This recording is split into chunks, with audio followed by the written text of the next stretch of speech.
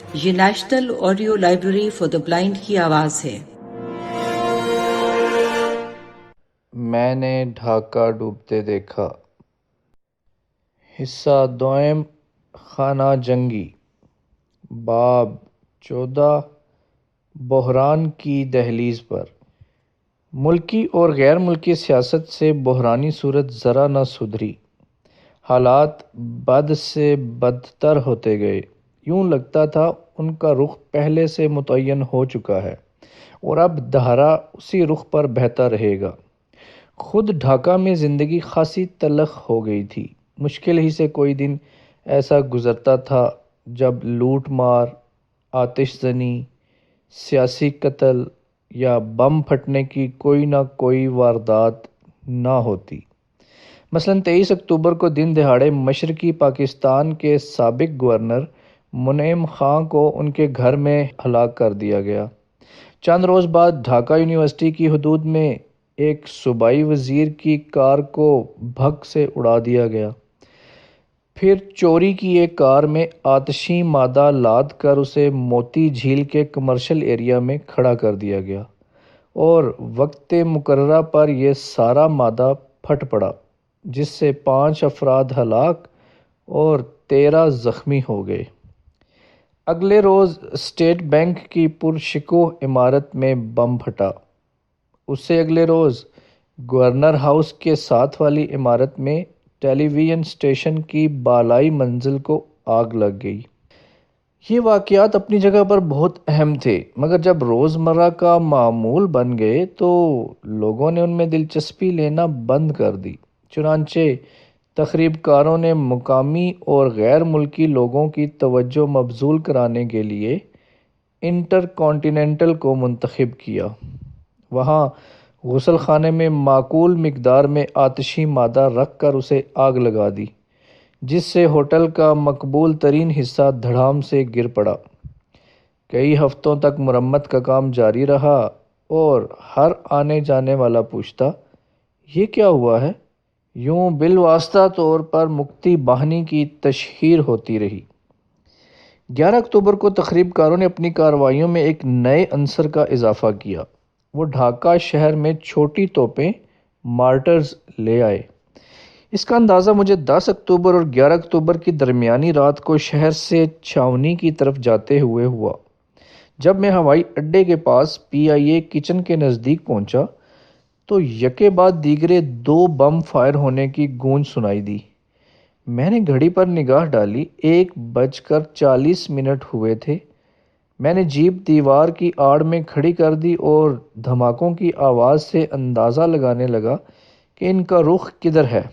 تفتیش پر معلوم ہوا کہ شہر کے شمالی حصے سے مارٹر کے گولے ہوائی اڈے اور چھاؤنی کے ملحقہ حصے پر پھینکے گئے ہیں، لیکن مارٹر میں نشانہ باندھنے کے لیے سائٹ نہ ہونے کی وجہ سے بم ٹارگٹ سے دور جا گرے ہیں۔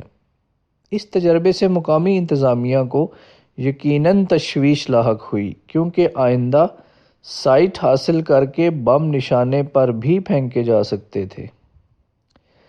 ڈھاکہ کے مضافات میں تخریب کاروں کے کئی گڑھ تھے، کیونکہ عملِ صفائی سویپ آپریشن شہروں تک محدود ہونے کی وجہ سے یہ علاقے باغیوں کے لیے نسبتاً محفوظ تھے۔ مضافات کے حال کا اندازہ آپ اس واقعے سے لگا لیجئے۔ ڈھاکہ سے باہر سدھیر گنج پاور ہاؤس تھا، جہاں سے بجلی کے تار مختلف اطراف کو جاتے تھے۔ تخریب کاروں نے یہ تار کاٹ کر بجلی کی سپلائی منقطع کر دی۔ مرمت کے کام کے لیے مغربی پاکستان سے واپڈا کا عملہ منگوایا گیا، جس میں 2 اسسٹنٹ انجینئر، ایک لائن سپرنٹنڈنٹ، ایک فور مین اور ایک لائن مین شامل تھے۔ یہ جماعت 30 اکتوبر کو کام میں مصروف تھی کہ مکتی باہنی نے ان پر دن دہاڑے حملہ کر کے 5 کے 5 افراد کو موقع پر ہی ہلاک کر دیا۔ ایک کی لاش اسسٹنٹ فورمین بدرالاسلام وہ ٹرافی کے طور پر ساتھ لے گئے۔ باقی 4 لاشیں اگلے روز 5 بجے شام مغربی پاکستان روانہ کر دی گئیں۔ ڈھاکہ اور اس کے مضافات سے صوبے کے باقی حصوں کی طرف جاتے ہوئے اکثر احساس رہتا کہ ہم دشمن کے علاقے سے گزر رہے ہیں، لہٰذا ہر شخص عموماً اپنے ساتھ حفاظتی دستہ رکھتا۔ بعض اوقات اس حفاظتی دستے پر بھی راستے میں فائرنگ ہوتی، مگر اکا دکا باغی اسے دیکھ کر روپوش ہو جاتے۔ اگر کوئی افسر بخیر و عافیت اپنی منزل پر پہنچ جاتا تو وہ سکون کا سانس لیتا اور عموماً اسے ایک نمایاں کامیابی کے طور پر اپنے دوستوں سے فخریہ بیان کرتا۔ اندرون صوبہ جن فوجی کمانڈروں کو نظم و نسق اور امن و امان بحال رکھنے کی ذمہ داری دی گئی تھی، ان کا کام بڑا پیچیدہ اور مشکل تھا۔ ان کے فرائض میں متعلقہ علاقوں میں صنعتی اداروں، بینکوں، تار گھروں اور دیگر اہم تنصیبات کی حفاظت کے علاوہ علاقے کو شر پسندوں سے پاک رکھنا تھا، مگر ان کے وسائل صرف ایک بٹالین 600-700 افراد یا ایک کمپنی 100-150 افراد تک محدود تھے۔ وہ اس افرادی قوت کو چھوٹی چھوٹی ٹکڑیوں میں تقسیم کر کے مختلف مقامات پر بھیج دیتے تھے۔ ٹکڑی جتنی چھوٹی ہوتی، باغیوں کے لیے اتنا ہی ترنوالا ہوتی۔ اگر وہ انہیں ٹکڑیوں میں تقسیم کرنے کے بجائے ایک جگہ مجتمع رکھتے تو زیادہ تر علاقہ شرپسندوں کے رحم و کرم پر ہوتا۔ افرادی قوت کی اس کمی کو پورا کرنے کے لیے نیم فوجی تنظیموں سے کئی افراد لیے جاتے، جن میں رضاکار مغربی پاکستان پولیس، رینجرز اور east Pakistan civil armed forces شامل تھے۔ بھانت بھانت کی یہ نفری کبھی بھی ذہنی اور جسمانی طور پر فوجی یونٹ کی طرح متحدہ فورس نہ بنتی۔ ان کا مورال بھی عموماً نیچے ہی ہوتا۔ انہیں عام طور پر فوجی پلاٹون کے ساتھ ملا دیا جاتا تاکہ نسبتاً زیادہ تعداد دیکھ کر باغی بھی جرأت نہ کریں اور خود ان میں بھی اعتماد پیدا ہو۔ اگرچہ اس حکمت عملی سے بعض چوکیوں پر متعین نفری 10 سے بڑھ کر 30 ہو گئی، مگر طاقت کا سرچشمہ وہی 10 افراد رہے جو باقاعدہ فوج سے تعلق رکھتے تھے۔ نیم فوجی تنظیموں کے افراد کو جہاں بھی فوج سے علیحدہ کوئی ذمہ داری سونپی گئی، وہ بالعموم قابل اعتماد ثابت نہ ہوئے۔ کبھی تو مکتی باہنی اور بھارتی فوج کی مشترکہ یلغار سے ان کے قدم اکھڑ جاتے اور کبھی وہ محض بزدلی اور کہیں کہیں نمک حرامی کی وجہ سے بھاگ کھڑے ہوتے۔ نمک حرامی کی وجہ بعد میں معلوم ہوئی جب پتہ چلا کہ مکتی باہنی کے کئی افراد رضاکاروں میں بھرتی ہو گئے تھے۔ اول ذکر کی ایک مثال 29 اکتوبر کے ایک واقعے سے ملتی ہے جب نواب گنج تھانے پر باغیوں نے حملہ کر دیا۔ وہاں متعین 39 رضاکاروں میں سے 32 بھاگ گئے اور 7 پکڑے گئے۔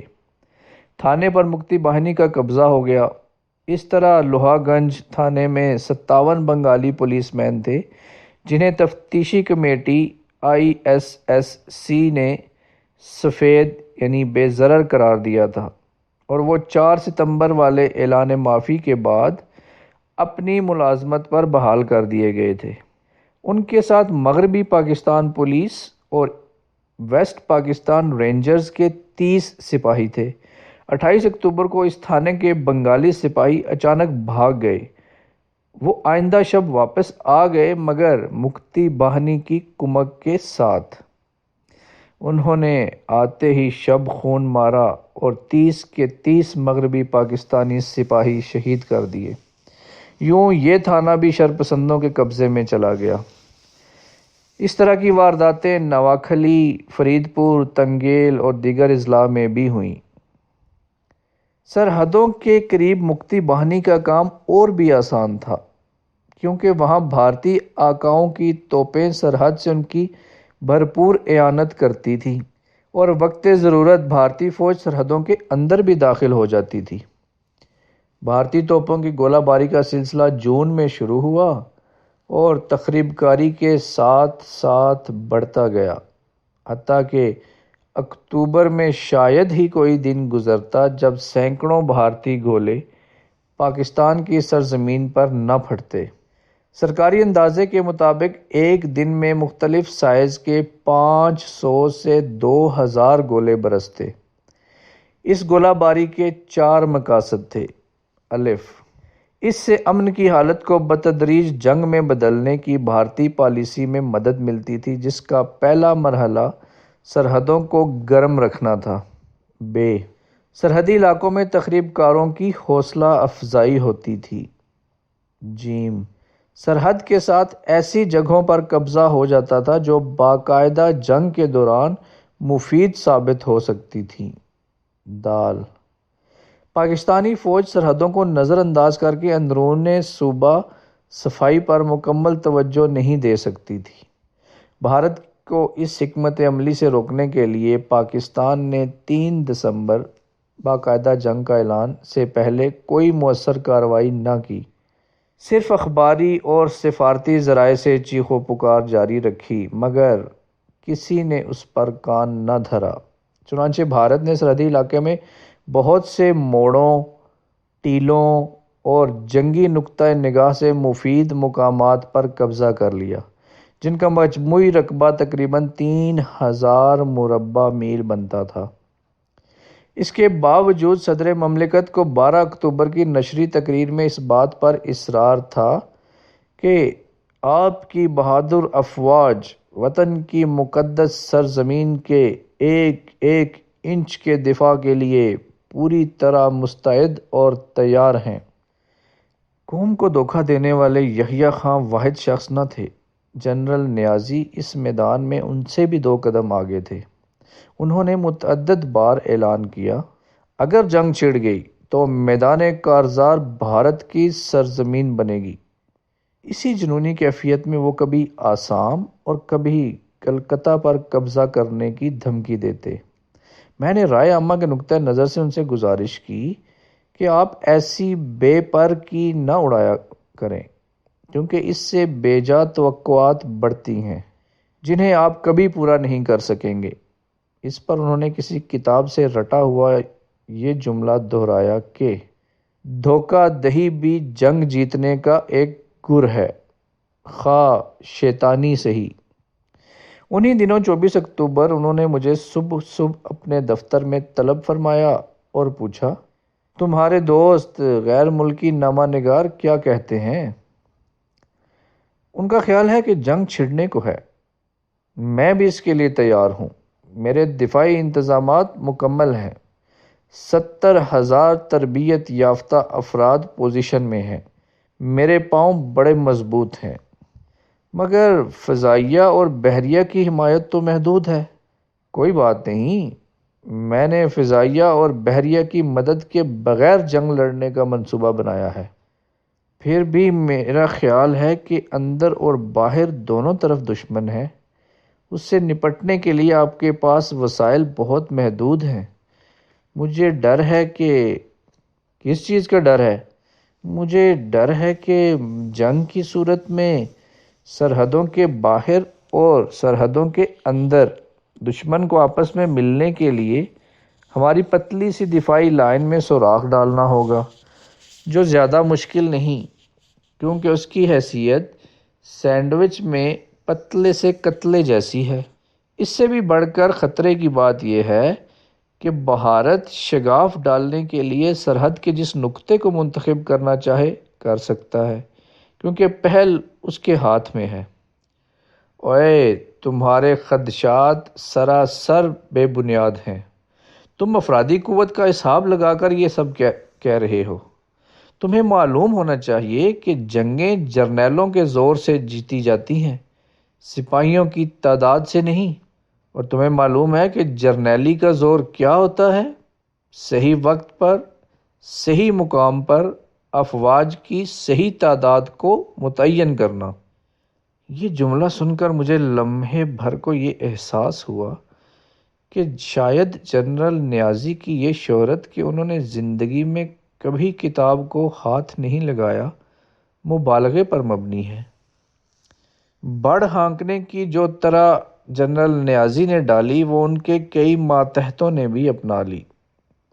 میں مشرقی پاکستان کے اندر مختلف دوروں پر جنرل نیازی کے ساتھ گیا۔ ان موقعوں پر ہر جگہ متعلقہ میجر جنرل اور متعلقہ بریگیڈیئر ان کو صورتحال بریفنگ سے آگاہ کرتے۔ بریفنگ میں عموماً وسائل، مشن اور تقسیم وسائل کے ذکر کے بعد تان اس پر ٹوٹتی کہ اگر وسائل محدود اور حالات نامساعد ہیں تو کوئی بات نہیں سر، آپ میرے سیکٹر کے متعلق کوئی فکر نہ کریں، جب تک میں یہاں ہوں دشمن کو ناکوں چنے چبوا دوں گا۔ اس طرز گفتگو کو عموماً بہادری اور اس کے برعکس کلمات کو بزدلی تصور کیا جاتا۔ ہمارے ہاں اتنی اخلاقی جرت ابھی پیدا نہیں ہوئی کہ بزدلی کا داغ لے کر بھی کوئی حق گوئی سے کام لے۔ فوجی کمانڈر اپنے سینئر کمانڈروں کی نظروں میں نوکری بنانے کے لیے خواہ کچھ بھی کہتے، حقیقت یہ ہے کہ گزشتہ 8 مہینوں کی مسلح شورش کی وجہ سے ہمارے سپاہیوں کی کارکردگی کافی حد تک متاثر ہو چکی تھی۔ اس عرصے میں نہ صرف انہیں مارشل لا اور IAS ڈیوٹی کی وجہ سے پیشہ ورانہ تربیت جاری رکھنے کا موقع نہیں ملا تھا، بلکہ ان کو ایک دن کا بھی آرام اور سکون نصیب نہیں ہوا تھا۔ ان میں سے کئی سپاہیوں کو جوتے، جرابیں اور چارپائیاں تک میسر نہ تھیں۔ نفسیاتی محاذ پر حالت اور بھی دگرگوں تھی۔ ان میں سے جو سوجھ بوجھ رکھتے تھے وہ یہ سمجھنے لگے تھے کہ اگر بنگالی ہمارے ساتھ رہنے پر رضامند نہیں تو ان کو طاقت کے زور سے اپنے ساتھ رکھنے کا کیا فائدہ، اور جو ان پڑھ سپاہی مغربی پاکستان سے یہ سن کر گئے تھے کہ حق اور باطل کی جنگ ہو رہی ہے اور کافر کو اس کی حرکتوں کا مزہ چکھانا ضروری ہے، وہ یہ دیکھ کر حیران رہ گئے کہ ان کا سامنا تو بنگالی مسلمانوں سے ہے، ہندو تو شاذ و نادر ہی دکھائی دیتا ہے۔ وہ حیران تھے کہ یہ کیسا حق و باطل کا معرکہ ہے جس میں مسلمان کو مسلمان کا سامنا ہے۔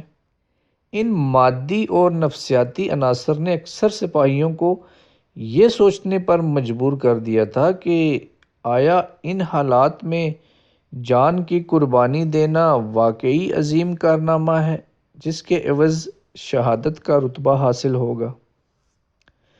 فوجی مفکر کہہ گئے ہیں کہ کسی بھی کمانڈر کی 75% توجہ اس بات پر صرف ہونی چاہیے کہ اس کے زیر کمان افسروں اور سپاہیوں کی سوچ کا انداز کیا ہے، مگر ہمارے ہاں اس نفسیاتی پہلو کو سراسر نظر انداز کیا جاتا رہا۔ صرف زیر کمان سپاہیوں کے سر اور رائفلوں کے بٹ گننے پر اکتفا کیا گیا۔ وہ جانتے تھے مسلح شورش کو کچلنے میں ہمارے 237 افسر، 136 جونیئر کمیشن افسر اور 3559 سپاہی جان کی قربانی دے چکے ہیں، مگر اس بات کا انہیں کوئی احساس نہ تھا کہ باقی بچنے والوں میں سے کتنے ذہنی طور پر جنگ سے الگ ہو چکے ہیں۔ نفسیاتی اثر اور مورال میں کمی کا اثر سپاہیوں کی کارکردگی میں بھی نظر آنے لگا۔ شروع میں وہ بڑی مستعدی اور جان نثاری سے شرپسندوں کا کھوج لگانے اور ان کا کلا کما کرنے کی کوشش کرتے، مگر بعد میں صرف بوقت ضرورت گشت پر نکلتے اور وہ بھی بے دلی سے۔ پھر ایک وقت اکتوبر نومبر میں ایسا بھی آیا کہ ہفتہ بھر کوئی فوجی دستہ متعلقہ علاقے میں نظر نہ آتا۔ نمونتاً 3 واقعات حاضر ہیں۔ نومبر کے شروع میں بھارتی فوج کی نمبر 1 ناگا بٹالین کے سپاہی جیسور سیکٹر کے علاقے دھرمادھا میں گھس آئے۔ پہلی رات انہوں نے تشویش میں گزاری، دوسری رات بھی چوکس رہے، مگر کئی دن اور کئی راتیں گزرنے کے بعد انہیں کسی نے نہ چھیڑا، حالانکہ ان کے مورچے سرحد سے 1.5 میل اندر واقع تھے۔ 12 نومبر کو ہمارا ایک فوجی دستہ اچانک ادھر جا نکلا تو پتہ چلا کہ ہمارے علاقے میں دشمن مورچے کھودے بیٹھا ہے۔ اگلی رات ان پر حملہ کر کے انہیں وہاں سے بھگایا گیا اور 4 سپاہیوں کو پکڑ لیا گیا جو جنگ کے آخر تک ہمارے پاس رہے۔ اسی طرح کا ایک واقعہ کومیلا کے جنوب میں بلونیا کے مقام پر پیش آیا، جہاں 10 نومبر کو اچانک پتہ چلا کہ اس خمدار سرحدی علاقے کا آدھا خم دشمن کے قبضے میں جا چکا ہے۔ آگے آگے مکتی باہنی والے مورچہ بند ہیں اور پیچھے ان کی پشت پناہی کے لیے بھارتی سپاہی بیٹھے ہیں۔ انہیں وہاں سے پسپا کرنے کے لیے کئی دنوں تک وسائل اور خیالات اکٹھے کیے جاتے رہے۔ بالآخر انہیں وہاں سے مار بھگایا گیا۔ اسی نوعیت کا ایک اور واقعہ جیسور سیکٹر میں بوہرا کے مقام پر ہوا، جہاں 13 نومبر کو بھارتی سپاہی گھس آئے۔ انہیں وہاں ہمارا نام و نشان نہ ملا تو انہوں نے آہستہ آہستہ جموں و کشمیر بٹالین اور نمبر 2 سکھ لائٹ بٹالین جمع کر لی۔ ہمیں ان کی موجودگی کا علم 19 نومبر کو ہوا، چنانچہ جیسور سیکٹر کے انچارج بریگیڈیئر محمد حیات کو یہ علاقہ دشمن سے خالی کرانے کا حکم دیا گیا۔ چنانچہ 22 ایف ایف اور 37 ایف ایف کی 2 کمپنیوں سے دشمن پر حملہ کیا گیا، جو ناکام رہا۔ ہمیں بھاری جانی نقصان اٹھانا پڑا۔ 37 ایف ایف کو اپنا زیادہ تر جنگی ساز و سامان چھوڑ کر اپنی جان بچانا پڑی۔ اس حادثے سے ایک طرف یہ ثابت ہو گیا کہ ہمارے سپاہیوں کے پائے ثبات میں لغزش آ گئی ہے، اور دوسری طرف یہ واضح ہو گیا کہ دشمن نے شوقیہ مورچے نہیں کھودے، اس کا ارادہ وہیں جمے رہنے کا ہے۔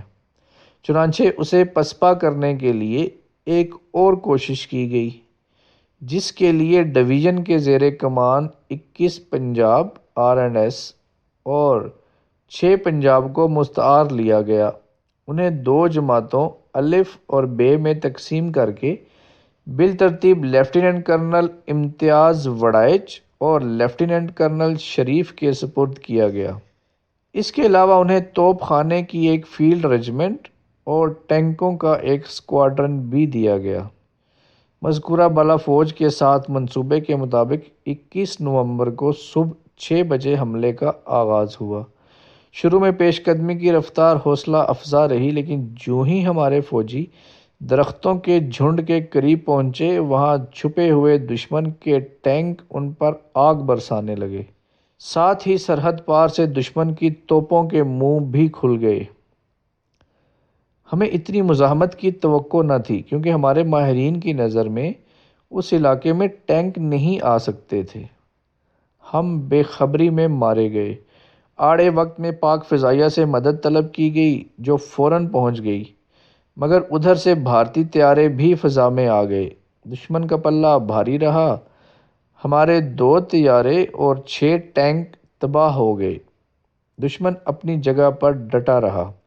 حملہ ترک کر دیا گیا، البتہ دشمن کو مزید پھیلنے سے روکنے کے لیے اس کے سامنے فوجی دستے متعین کر دیے گئے۔ دشمن نے اپنی کسی مجبوری یا مصلحت کی وجہ سے 3 دسمبر تک مزید پھیلنے کی کوئی قابل ذکر کوشش نہ کی، جس سے ہمیں یہ ڈھنڈورا پیٹنے کا موقع مل گیا کہ ہم نے 3 دسمبر تک دشمن کو وہیں روکے رکھا۔ دشمن کو وہیں بند رکھنے کے لیے اس کے تینوں جانب جو حصار باندھا گیا، وہ خالص فوجی نقطۂ نظر سے نامناسب تھا، کیونکہ اس حصار بندی میں جیسور سیکٹر میں متعین ہماری فوج کا بیشتر اور طاقتور حصہ صرف ہو گیا تھا، جس سے سرحد کے باقی حصوں کے دفاع کے لیے بہت کم نفری رہ گئی تھی۔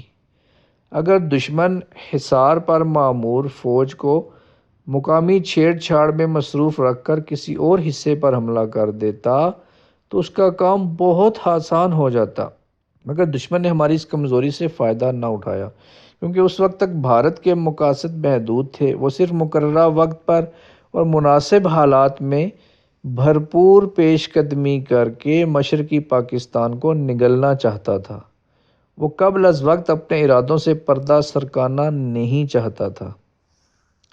21 نومبر کو بوہرا کے مقام پر ہمیں جو واقعہ پیش آیا، اسے جنرل نیازی کے ہیڈ کوارٹر ایسٹرن کمانڈ نے بڑھا چڑھا کر پیش کیا۔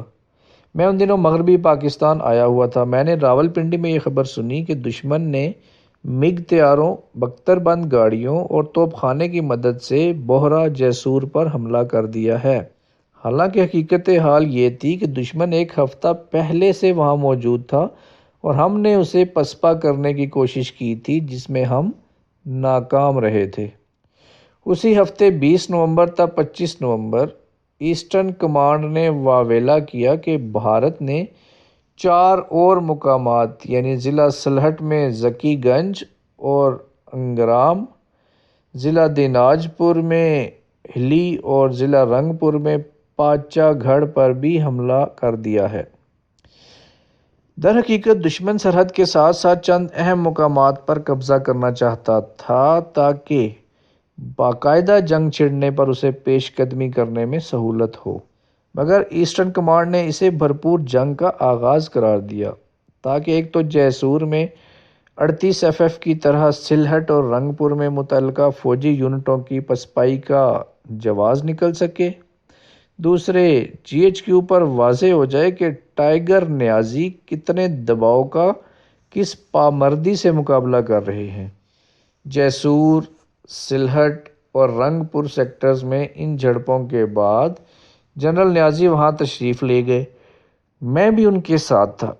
انہوں نے پسپا ہونے والی یونٹوں کو برا بھلا کہا اور یہ فیصلہ صادر فرمایا: آئندہ کوئی فوجی دستہ یا پلٹن اس وقت تک پسپا نہیں ہوگی جب تک کہ اس کی 3/4 نفری زخمی یا شہید نہ ہو جائے۔ ایسی صورت میں بھی پسپائی GOC کی ذاتی اجازت کے بغیر نہیں ہوگی۔ بعد میں ان احکامات کی توثیق تحریری طور پر بھی کی گئی۔ جنرل نیازی 22 نومبر سے 2 دسمبر تک تقریباً روزانہ سرحدی علاقوں کے دورے پر جاتے رہے۔ مجھے یاد ہے 27 نومبر کو وہ ہلی تشریف لے گئے جہاں غیر ملکیوں کی ایک جماعت بھی پہنچی ہوئی تھی۔ یہ جماعت در حقیقت سرکاری طور پر وہاں بھیجی گئی تھی تاکہ بھارتی جارحیت کی تازہ واردات دیکھ سکے۔ چند روز پہلے بھارتی حملے کے دوران دشمن کا ایک ٹینک تباہ ہو کر ہمارے علاقے میں رہ گیا تھا۔ وہیں ایک غیر رسمی اخباری کانفرنس شروع ہو گئی جو تقریباً آدھ گھنٹہ جاری رہی۔ اخباری کانفرنس کے آخر میں ایک صحافی نے پوچھا: آپ کے خیال میں بھرپور جنگ کب شروع ہوگی؟ جنرل نیازی نے چکن تکے کی پلیٹ سے اپنا سر اٹھاتے ہوئے فرمایا: میرے لیے بھرپور جنگ تو پہلے ہی شروع ہو چکی ہے۔ ان کے اس جواب پر کسی کو اعتبار نہ آیا کیونکہ سبھی جانتے تھے کہ اگر بھارت نے فضائیہ، ٹینک اور توپ خانے سے بھرپور جنگ شروع کر دی ہوتی تو جنرل نیازی 3 پلیٹ چکن تکوں کے بعد اخبار نویسوں سے چٹکلے بازی کرنے کے بجائے کسی تہہ خانے میں بیٹھ کر رو رہے ہوتے۔ صحافیوں کی یہ جماعت جب تباہ شدہ بھارتی ٹینک دیکھنے روانہ ہوئی تو جنرل نیازی نے ڈھاکہ روانگی کا ارادہ کیا۔ انہیں ہرگز خدشہ نہ تھا کہ ان کے ہیلی کاپٹر پر کہیں بھارتی جیٹ نہ جھپٹ پڑیں۔ وہ ہنستے کھیلتے ایک نوجوان خاتون صحافی کو ہیلی کاپٹر میں بٹھا کر ڈھاکہ لے آئے تاکہ فلیگ سٹاف ہاؤس میں اسے رات کو خصوصی انٹرویو دے سکیں۔